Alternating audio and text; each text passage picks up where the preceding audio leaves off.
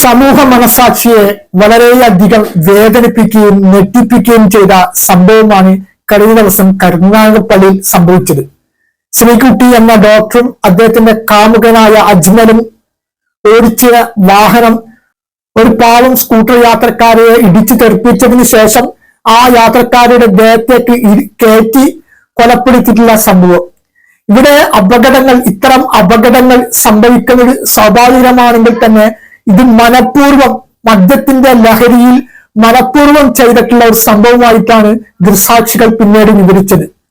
ഇവിടെ ഒരാള് അപകടത്തിൽപ്പെട്ടപ്പോൾ ആ അപകടത്തിൽപ്പെട്ടയാളെ ജീവൻ രക്ഷിക്കാൻ പ്രാപ്തനായ ഒരു ഡോക്ടർ ആ കാറിൽ ഉണ്ടായിട്ടും യാതൊരു മനസാക്ഷിയും യാതൊരു ദയവും കാണിക്കാതെ കാർ നിർത്താതെ ഓടിച്ചു പോകണമെങ്കിൽ അവരുടെ ക്രിമിനൽ പശ്ചാത്തലമാണ് ഞെട്ടിപ്പിക്കുന്നത്.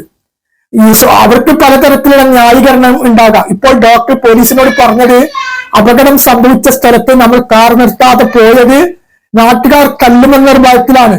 പക്ഷെ ഇത് മദ്യത്തിന്റെ ലഹരിയിൽ മനഃപൂർവ്വം തന്നെ അവർ ആ യാത്രക്കാരുടെ ആ പാവം യുവതിയുടെ ദേഹത്തിൽ കയറ്റി കൊന്നത് തന്നെയാണ്.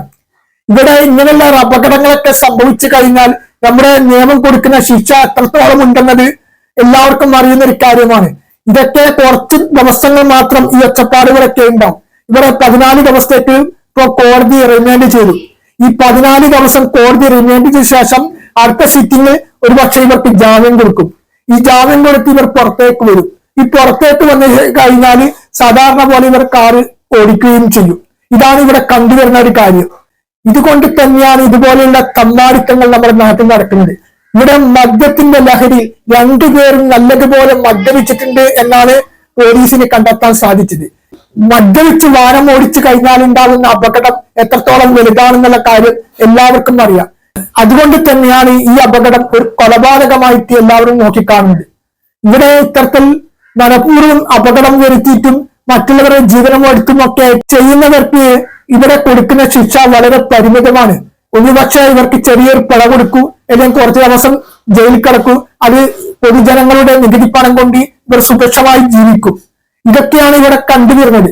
ഇതുകൊണ്ട് തന്നെയാണ് ഇത്തരം അപകടങ്ങൾ നമ്മുടെ നാട്ടിൽ നടക്കുന്നത്. മറിച്ച് മറ്റുള്ള രാജ്യങ്ങളിൽ അപേക്ഷിച്ച് നോക്കുമ്പോൾ അവിടെയൊക്കെ ഒരു അപകടം സംഭവിച്ചു കഴിഞ്ഞാൽ അവിടെ കൊടുക്കുന്ന ശിക്ഷ എത്രത്തോളം വലുതാണ്, എത്രത്തോളം പണിഷ്മെന്റ് കഠിനമാണ്. അതുകൊണ്ട് തന്നെയാണ് അവിടെ അപകടങ്ങളുടെ തോത് വളരെ കുറയുന്നത്. നേരെ മറിച്ച് നമ്മുടെ നാട്ടിലെ അപകടങ്ങളുടെ തോത് ദിനം പ്രതിദിനോളം വർദ്ധിച്ചുകൊണ്ടിരിക്കുകയാണ്.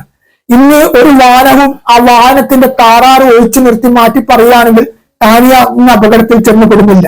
പക്ഷെ ഇന്ന് നടക്കുന്ന വാഹനാപകടത്തിന്റെ 95% അപകടങ്ങളും ഡ്രൈവർമാരുടെ അനാസ്ഥയും അശ്രദ്ധയും ഇതുപോലെ മദ്യപിച്ച് ലക്കുകെട്ടുകൊണ്ടുമൊക്കെ വാഹനങ്ങൾ ഓടിക്കുന്നത് കൊണ്ടാണെന്ന പഠനങ്ങൾ സൂചിപ്പിക്കുന്നത്. അപ്പോൾ ഇവിടെ അപകടം വരുത്തി വെക്കുന്നത് ആരാണ്? ഇത്തരക്കാർക്ക് ഒരു ലഘുവായിട്ടുള്ള ശിക്ഷ കൊടുക്കുമ്പോൾ പിന്നീട് വീണ്ടും ഒരു അപകടം വരുത്താനുള്ള ഒരു പ്രചോദനമാണ് നമ്മളെ നിയമം കൊടുക്കുന്നത്. ഈ കൊലപാതകം മനസാക്ഷിയെ വളരെയധികം വേദനിപ്പിച്ച സംഭവമാണ്. അതുകൊണ്ട് തന്നെ ഈ പ്രതികൾക്ക് അറിയിക്കുന്ന തരത്തിലുള്ള മാതൃകപരമായിട്ടുള്ള ശിക്ഷ നമ്മളെ നിയമം കൊടുക്കണം.